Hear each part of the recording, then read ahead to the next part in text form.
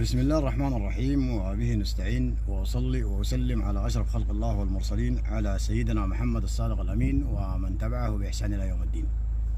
سادتي أيها السادة الكرام، أسعد الله صباحكم ومساءكم بهجة وسرور. السلام عليكم ورحمة الله وبركاته. تحية الإسلام الخالدة لكل الأمة الإسلامية. وبعد، وفي البدء الأبطال الأشاوس الذين أخذتهم القضية لهم الرغفة والمغفرة، وربنا تقبلهم قبولا حسن، يتقبلهم الله والصالحين وحسن أولئك رفيقا. وربنا يفك الأسر الأبطال اللي ماسورين واللي مفقودين، وربنا يجمع شمل الأمة الإسلامية. ونبارك للأبطال الأشاوس الذين شقوا طريقهم، لهم التحية والاحترام والتقدير. ونبارك الدولة الجديدة، دولة تأسيس للأخ البطل الجنرال الزعيم الأفريقي، ونقول لك قدام يا بطل، قدام وراك أبطال أشاوس أسود ضارية، راسك مرفوع، ترفع الراس عزة، ترفع الراس عزة على أي بشر، على أي بشر. صنقع فوق تلاقي بخارج بص وناصع، ما يهمك شيء. أقصاب الله شباب فوهم أجبال. القضية بوصلوها زايد ناقص. لا رجوع لا رجوع لا رجوع لكيزان. ونحيي أخونا النائب الكمرد، كمرد ويه، اسبيل ويه، البطل الزعيم عبد العزيز آدم الحلو. وطبعا رجل مناضل. كلمة كمرد دي ما كلمة سهلة، كلمة كبيرة شديد جدا جدا بالمناسبة، وللناس اللي بتفهمها. طبعا كمرد يعني طبعا زمان الجماعة عيال المصريات هم بيسموا جنابه، ونحن في القوة عندنا برا هناك كان جيت غادي إذا قلت جنابه عندنا معاك تحقيقات، لأنك جنابه دي ما حقتنا، نحن نسميها جنابه. دي حياة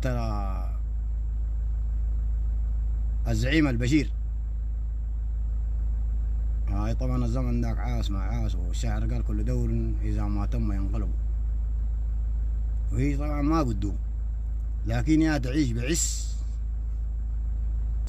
بطل أبطال أشاوس.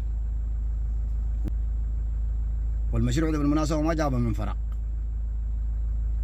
المشروع ده ما جابه من فراغ. وخسرهم ليه؟ للجماعة عاملين فيها مفتحين وشاربين موية النيل، وفكنا فينا هنا نحن بيزرعوا لنا الحاجات اللي بيناتنا، ونمسكوا لهم القرون ويحلبوا. ذاك زمانها فات. والأبطال النايم صحة بعد الكورة في الوضع. لا برنامج كراسي، لا واحد، لا برنامج زي هو. مشكلة العدالة بس، عشان ما تخطوا في راسكم. سامع لي ناس كتار بيتكلموا في السوشيال ميديا وكراسي وما كراسي، ما أدراك ما كراسي. لا ده ما القضية.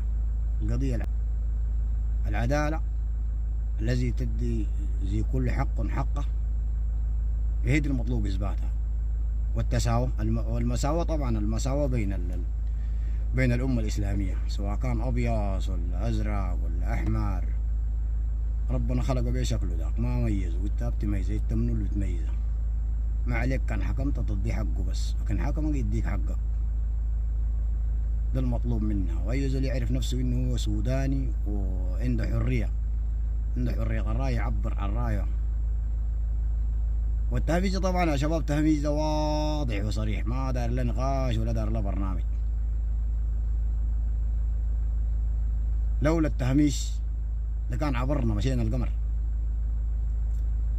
والأمة الأسي الآن الكارية والثروة الحيوانية والبترول والفوسفات والنحاس والفحم الحجري والماس واليورانيوم والكروم وكل المعادن اللي موجودة في أفريقيا موجودة في السودان. وين الحاجات دي اللي فاتت زمان؟ وكنت كنا صغار هذاك في المدرسة بنسمع طليس حقهم هم ذاك ابطال لنا بقول لنا قال السودان بدعوقة ثلاثة.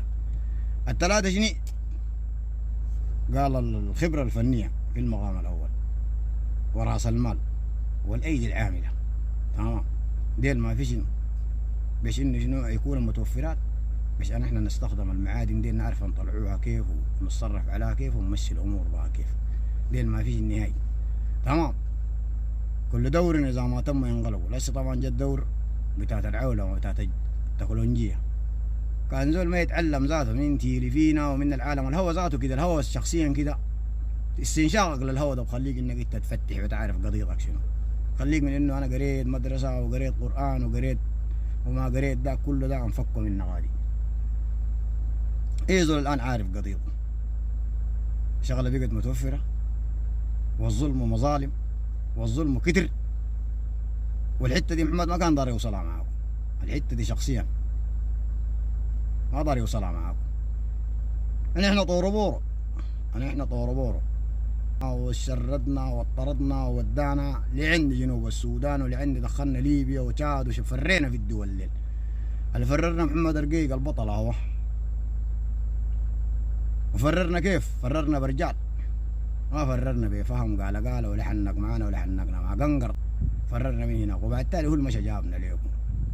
هو جا من هناك وقعد معانا وتناقش معانا وتداول معانا الآراء واتفقنا وجينا.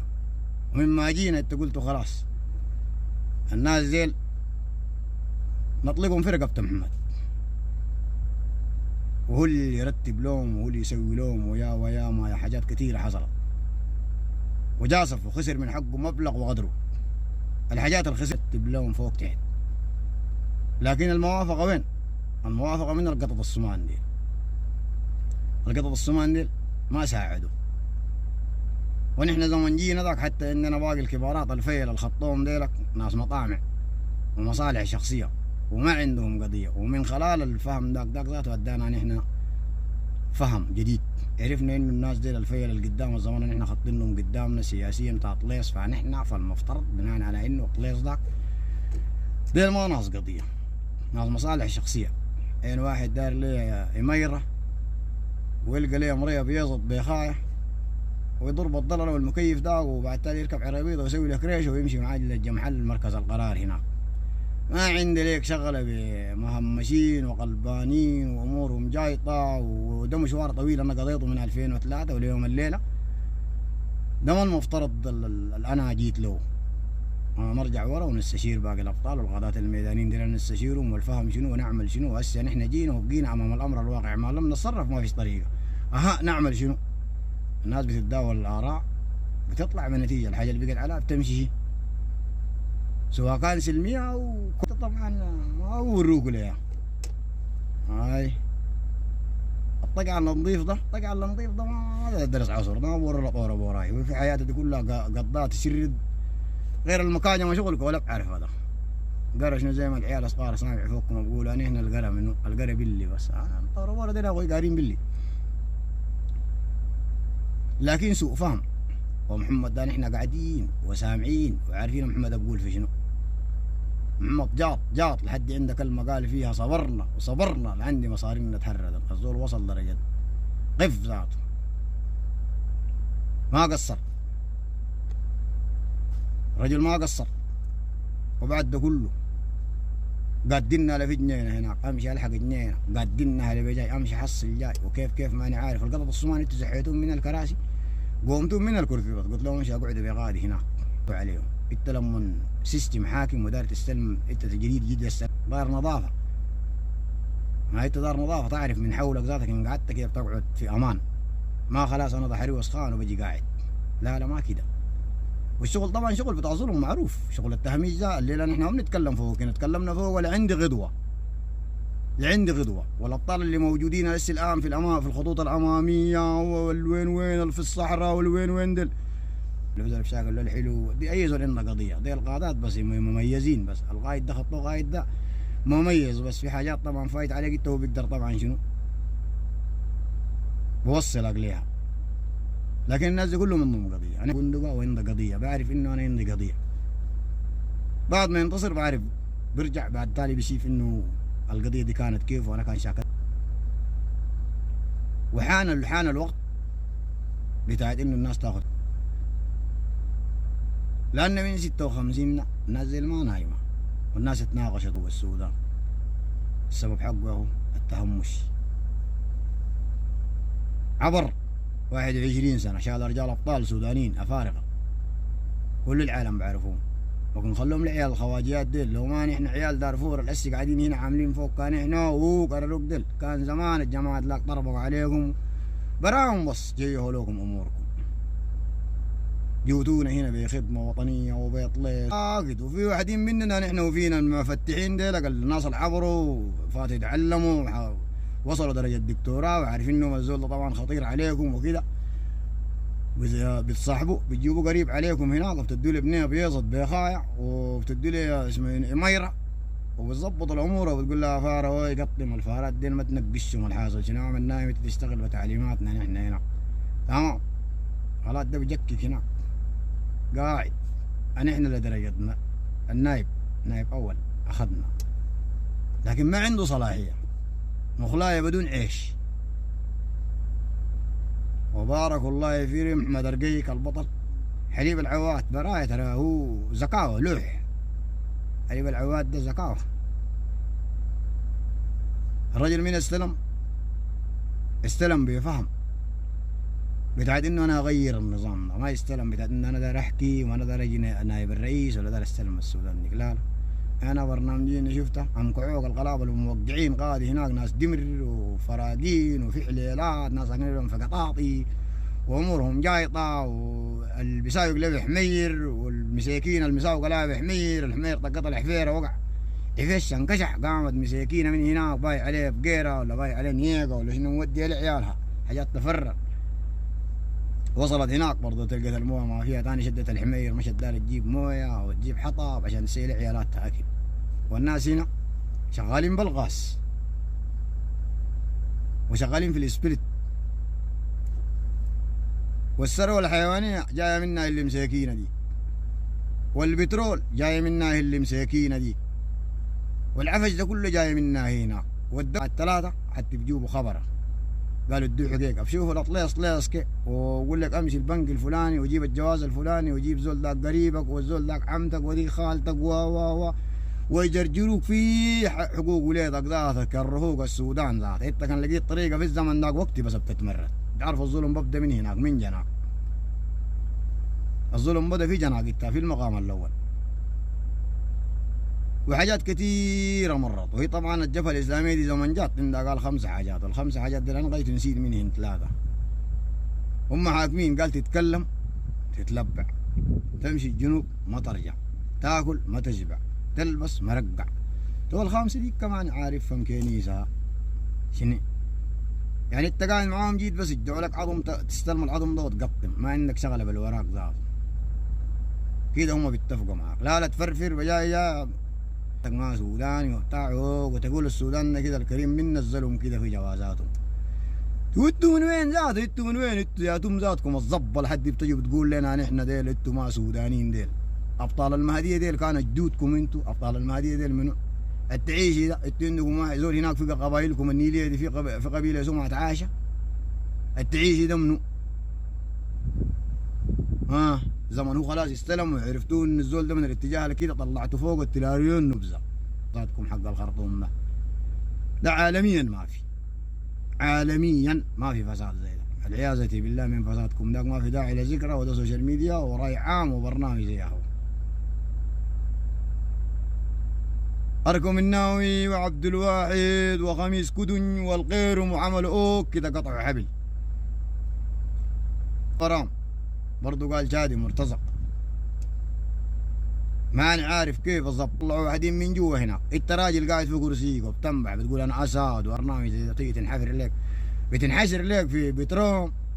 التراب العار ليهم الليله اقصاب الله شفت زي التلب الناصع وفدر ليهم الليله ما اموره جاي تلظم فز هناك وبعد ما فز ومشى غادي وشرب لجبنه بزلابيا ودار القوفط. يا حسرة يا حسرة يا فضيحه اقصاب الله. لكن انا الجنرال شارون في رنجيل كرسي القوزة مركت ديك يا مركت في ايطاليا يا مشيت البحر ده طقيك بقيت تونه ذات العيال اللي لقوني هناك طقوا بي. لكن قدام السميحات الحليوات هذيل وبعيصات حقات السودان ديل كلنا بشر. انا حاكم يا انا اخش لي عيد بدروم الله يدعين ذا اخش لي عيد بدروم وبعد التالي داير الاسد دخلني البدروم ذاك وامشي غادي وقال داير جات يا هو دخلني البدروم يا بشر. هاك لما فيني ثاني حيوديني وين؟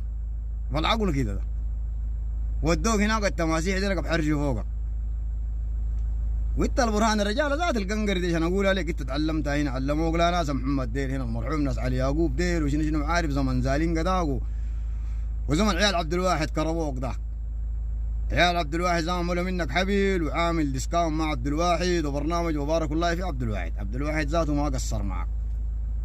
عبد الواحد ذاته اصيل اقصاب الله اصيل. طلعك من هناك وفكاك وبعد تالي جيت ودار تجوع ثاني. انت يا بشر دي مرتين الثالث ده بتنجح. ذاك عبد الواحد مسكك وفكاك ومحمد هنا دخلك في البدرو وفكيت يا بشر. الثالثه ديك بتجيك شغلك ما بتقدر لين ما بتستطيع ضيعه. والثوره دي سواء كان هسه شايفين الواحد كان طلع في السوشيال ميديا بيتكلم في فلان وعلان وعندهم لهم جريوات كده كلهم بمرقوا آق آق آق آق آق آق آق. قال مشاحنات يا ورده مشيتوا فارات. مشاحناتكم دي قدت زمان نحن ناقشين الهوا ده ذاته كن كده جا من غادي يعني احنا عارفين الهوا ده جاي من اجل شنو. لا انت تفوت علينا حاجه انت الفلانيين وحقكم فلان وحق فلان وعلان تاخذوا انتوا خلوتوا لنا حق. الحق ما قلتوا قول لي ثاني في حق بياخذوا اننا بناخذوا حقنا منكم انتوا. شغلنا الداخلي هنا قال قاعد والشغل مستمر ما تحطوا في راسكم. دوله تاسيس بقيادة المهيب ترى. وما نحن ما بنقول انا افترض نقول الملك ذاته. الملك دي حق ما مملكة يا بشر مملكة. اذا كان عيال الحبشيات وعيال الخواجات ديل هم يجوا مكنكشين فوقها من 56 ونحن استلمنا هنا ده ما مملكة. مشكلة وين؟ على حس كذا الملك محمد حمدان دقل موسى لك التحية والاحترام واعبر يا سعادتك. نحن وراك تعليماتك منفسة وابطال فيه وبرنامج حق العرب اللي وراك انك قال الفلانيين والاعلانيين ده تطلع الساق ولا تشتغل بيا زول اعبر بس. احنا قاعدين اوقدي بس النجوم كفي حديد راقد. تو هم ارجل من الدوله. القبيله اللي بتطلع بتعمل ريصه كبير ارجل من الدوله. تو تورينا في النقعه. العرب بيقول لك دي النقعه ودي الخيل النجعه. هاك الشغل كده بيمشي. لكن لا تعبر لنا على الفلانيين ولا على العلانين. اعمل كده. القاعد في المقدمه هناك كان رجع البيت هناك السميحه بالطرده نفس اليوم ذاك السميحه بالطرده بتوصل القوه قدام. صاب الله ما يهبسها كان بيجي اسد. وبارك الله في ابنيات هن كلما قصرا وجزاهن الله خير واحسان. واخت الاسد بالظل اخت اسد واخت البطل بالظل اخت بطل وكلكم من دون فرس ما شاء الله عليكم وما قصرتم.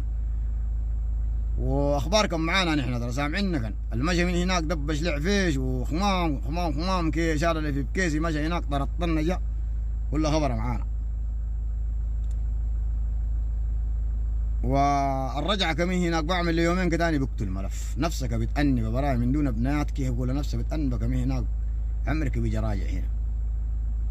وكن قلت انت يا الكيزان قال بتكملونا نحن والله كذب. نحن يوم يموت ويوم قاعدين بس. الليله بموت بطل بكره بيستلم بطل. في ابطال واحده دي مدفنه لسه ما طلعناها نهاي. دي صناديق مقفله محمد زاده ما افكر فيها زاد. زي البترول حق معمر القذافي ابو قزيمه زمان مقفل ساق انه محتاج ذاك. ذاك بترول محمد هنا مقفل رجال بس.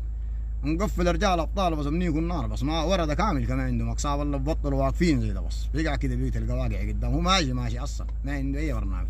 مثلا انه قاد دي ومقتنع من البيت طلع قاد دي ما طلع يرد نهاية. ما في زول بخط في راسه من عالمنا نحن هنا دي المشي قدام هناك ما في. وبعد الحرب يا داب فبدت والثورة يا داب فبدت ونحن وياكم الحشاش بيملى شبكته. وهناك قدام يا كاميرا عبد العزيز لك. وانت التحيه والاحترام لاخونا رئيس مجلس الوزراء التعيشي يا بطل، الف مبروك. وقدام مباشر شغل في حطب، ونحن ما بنحكم دارفور.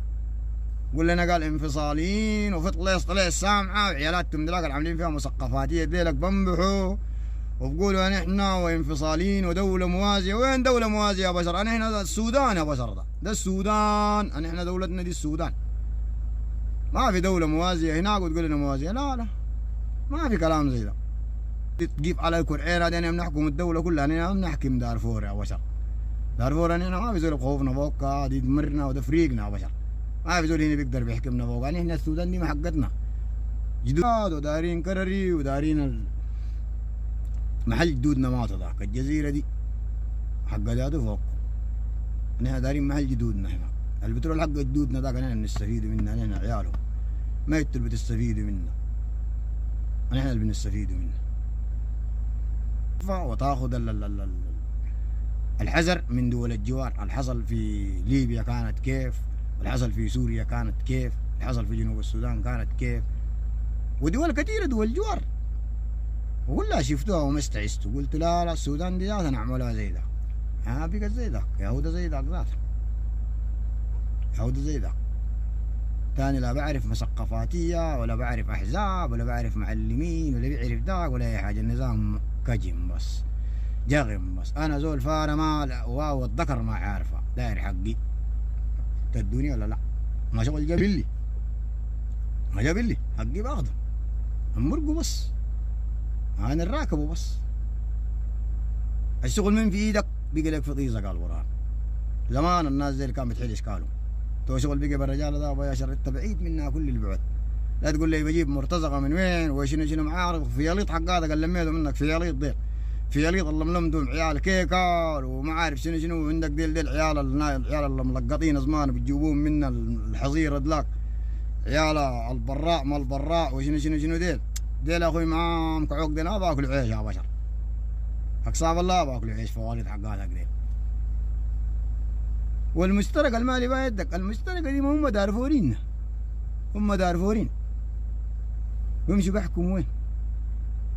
كان في النهايه دولة حكم هذا لما تحكم هذا ابهاتهم هنا وامهاتهم هنا وجدودهم هنا وبرنامجهم هنا. غير دارفور دي ما عندهم محل بحكموا فوق، دي بلدهم. ولا تملي يدينك بوم وتقول الناس ديل هو قرقت ديل طورو. تعرف طورو؟ واقع حاكم هناك، تقال هو بداوس معاك ده من فراغ. ويقول للناس السوشيال ميديا اللي بيجيب مني ده كأنه فاره. مني فرق من دارفور هنا بشر دار يستلم هناك. مني اذا كان الليله ده ما وقف ولا يوم وكان قني وكان المال بنفع عنده مال قش بس. ليه ما يقتنع؟ ليه ما يقتنع؟ وعارف المشروع ده غلط، المشروع الهسي وماشي فوق ده وعارفه غلط، لكن غلط وين؟ انتوا كلكم ما عارفين ده مني ده سيدار يسوي شنو. مني دار يقعد في كرسي البرهان ده ذات البرهان ده هو ياتو ما زمان فات خلاص بقعد فوق هناك بحكم غادي. انا وقت مرق من دارفور بحكم الشماليه ما ممكن عشان قروش مستحيله طبعا، ما في كلام زي ده. وبتقولوا الجنرال شارون في الانجيل كان قال كذا وقال كذا وقال كذا. فبتلقوا مني ده قاعد مع الخواجات ديل هناك حاكم مع رجاله هاكي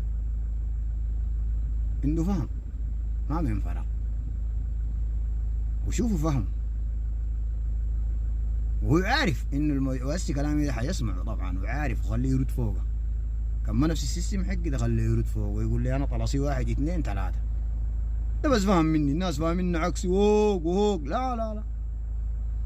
وانا ذاته كده كنت بقيت هناك ده بقول لك قدامي هذا الافجع الضبط اركب هناك وكنت تتداوس معنا. نحن جهز روحك وتعال، نحن وياك ديل من الطاقع زي ده بس. ومن اللي خلقنا من الطاقعين هذه هم يطاقعنا من الطاقع بس. من الطاقعة دي قاعدة ادي دق وتعال نلاقى في النقع عندك دي النقع ذات خلى غادك الامارات والجديه حق الحفش ده خلى يا زول في النقع عندك دي الراكب. الحشاش بيملى وقته هناك وقت تلم الفاحل بيصيح. وتحية للأبطال الأشاوس في المقدمات وكل الأخوة الجنرالات السوار لهم التحية والاحترام. وبنقول لهم ألف مبروك لدولة تأسيس. وقدام أي زول عنده حاجة مع أخوه ده ما زمنها، أي زول عنده حاجة مع أخوه ده ما زمنها، ده ما زمن حساب نهائي. قدام بس نقيف مع بعض إيد فوق إيد تجدع بعيد، قدام بس. بيجي اليوم اللي نحن بنقعد فوقه وبنتحاسب. وعندي صحباني كده يا أخي، التحية لهم يا أخي، التحية للبطل مالك غيبش حماد، والبطل فرح الأمير رزق الله، والبطل بناني علي محمد، والبطل السافنة.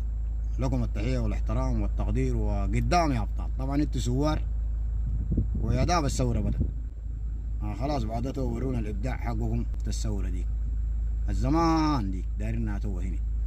خلاص جا زمانكم، وبعد ده هيا بنا للأمام،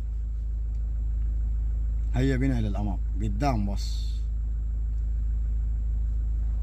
وتسلموا كثير، ولكم التحية والاحترام والتقدير. أخوكم الجنرال شارون فرنجيل كرسي القوس، 2 بس. يا نصر يا شهادة.